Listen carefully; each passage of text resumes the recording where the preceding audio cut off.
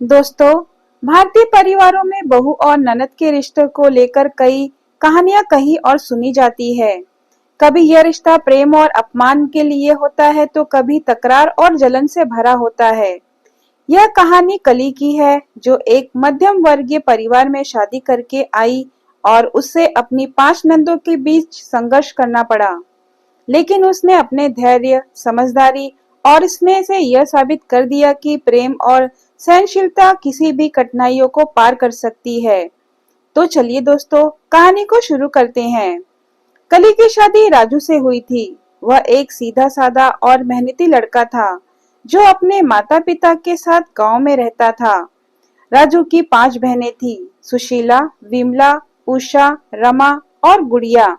शादी से पहले कली ने सोचा था कि उसका ससुराल अच्छा होगा, लेकिन जब वह वहां पहुंची तो उसे धीरे धीरे महसूस होने लगा कि उसके सामने कई चुनौतियां खड़ी हैं। पहले कुछ दिन बड़े धूमधाम से बीते, सभी ने उसे खूब प्यार दिया। पर जैसे जैसे शादी की चमक फीकी पड़ने लगी, वैसे वैसे नंदों का असली स्वभाव सामने आने लगा। बड़ी ननद सुशीला, जो अपने मायके में रहना पसंद करती थी, हर समय कली के काम में कमी निकालती। मझली ननद विमला छोटी छोटी बातों पर उसे ताने देती। तीसरी ननद उषा हमेशा आदेश देती रहती, जैसे वह घर की मालकिन हो। चौथी ननद रमा हर काम में टांग अड़ाती और मजाक उड़ाती। सबसे छोटी ननद गुड़िया उसकी चीजें छुपाकर परेशान करती। धीरे धीरे कली को महसूस हुआ कि वह एक कठिन परीक्षा से गुजर रही है। हर सुबह कली सबसे पहले उठती, पूरे घर की सफाई करती, फिर चूल्हा जलाकर चाय बनाती। जब वह नाश्ता बनाकर नंदों को बुलाती तो कोई जल्दी उठना पसंद नहीं करता। फिर जब वो उठाती तो ताने मारती, ये क्या बनाया है? अम्मा इससे अच्छा चाय बनाती है। तुम्हें ठीक से काम करना कब आएगा? शुरुआत में कली ने सोचा कि यह सब सामान्य है, लेकिन धीरे धीरे यह एक आदत बन गई। हर काम में कमी निकालना, ताने मारना और उसे नीचा दिखाना उसकी दिनचर्या बन गई थी। अगर वह थोड़ी देर के लिए आराम करना चाहती तो कोई ना कोई जरूर कहता, बहू तो जैसे रानी बनकर आई है। राजू यह सब देखता, लेकिन अपनी बहनों के खिलाफ कुछ कह नहीं पाता। उसे लगता था कि अगर उसने कुछ कहा तो बहनों से उसका रिश्ता खराब हो जाएगा। कली की सास कमला देवी एक समझदार महिला थी।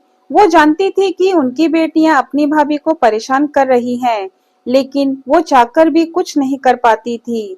एक दिन कली रात में समय अकेले बैठकर रो रही थी, तभी कमला देवी वहां आई और बोली, बेटा, मैं जानती हूँ तुम्हें बहुत तकलीफ हो रही है, लेकिन विश्वास रखो, जो सहन करता है जीत उसी की होती है।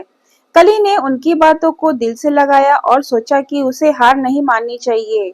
अब कली ने अपने रणनीति बदल ली। वह हर ननद के स्वभाव को समझने लगी। सुशीला, वह पढ़ाई में रुचि रखती थी, लेकिन घर के काम उसे पसंद नहीं थे। विमला, उसे सिलाई कढ़ाई बहुत पसंद थी। उषा, वह खाना बनाने में दिलचस्पी रखती थी। रमा, उसे गहनों और कपड़ों का बहुत शौक था। गुड़िया, वह छोटी थी, उसे कहानियां सुनने का शौक था। अब कली ने धीरे धीरे इन सभी को अपने करीब लाना शुरू किया। एक दिन कली ने सुशीला से कहा, दीदी, आपने जो किताबें पढ़ी हैं, क्या मुझे भी उनमें से कुछ पढ़ने को दोगी? सुशीला खुश हो गई। उसने सोचा कि उसकी भाभी भी पढ़ाई में रुचि रखती है। उसने कली को कुछ किताबें दी और फिर वे दोनों किताबें के बारे में चर्चा करने लगी। विमला से कली ने कहा, दीदी, आपकी सिलाई तो कमाल की है, मुझे भी सिखाइए ना। विमला को पहली बार लगा कि कोई उसकी तारीफ कर रहा है। उसने कली को सिलाई कढ़ाई सिखाना शुरू कर दिया। उषा से कली ने रसोई में मदद मांगना शुरू किया, जिससे उषा को लगा कि वह महत्वपूर्ण है। रमा को कली ने गहनों की तारीफ करके खुश कर दिया। गुड़िया को उसने कहानियां सुनाना शुरू कर दी, जिससे वह धीरे धीरे कली के करीब आ गई। धीरे धीरे नंदों को एहसास होने लगा कि कली कोई बुरी इंसान नहीं है। वे उसे तंग करने के बजाय अब उससे घुलने मिलने लगी। एक दिन जब कली बीमार पड़ी तो वही नंदे जो उसे परेशान करती थी उसकी देखभाल करने लगी। सुशीला ने उसकी पसंदीदा खिचड़ी बनाई, विमला ने उसके कपड़े धोए, उषा ने उसे दवाई दी, रमा ने उसके लिए सुंदर साड़ी निकाली, गुड़िया ने उसका मन बहलाने के लिए कहानियां सुनाई। कली की आंखों में आंसू आ गए। उसने सोचा, सच ही कहा था माँ ने, जो सहन करता है जीत उसी की होती है। अब कली के ससुराल में प्रेम और अपनापन था। उसकी पांचों नंदे जो पहले उसे परेशान करती थी अब उसकी सबसे अच्छी दोस्त बन गई थी। इस कहानी से हमें यह सीख मिलती है कि प्यार, धैर्य और समझदारी से हर कठिन परिस्थिति को बदला जा सकता है। कली ने अपनी बुद्धिमान स्वभाव से यह साबित कर दिया कि परिवार में प्रेम और सम्मान से हर रिश्ता मजबूत किया जा सकता है। जहाँ धैर्य होता है वहाँ जीत निश्चित होती है। दोस्तों, अगर आपको मेरी वीडियो पसंद आए तो वीडियो को लाइक, शेयर और सब्सक्राइब करना ना भूलें और कमेंट बॉक्स में कमेंट करके जरूर बताएं कि आपको मेरी वीडियो कैसी लगी। धन्यवाद।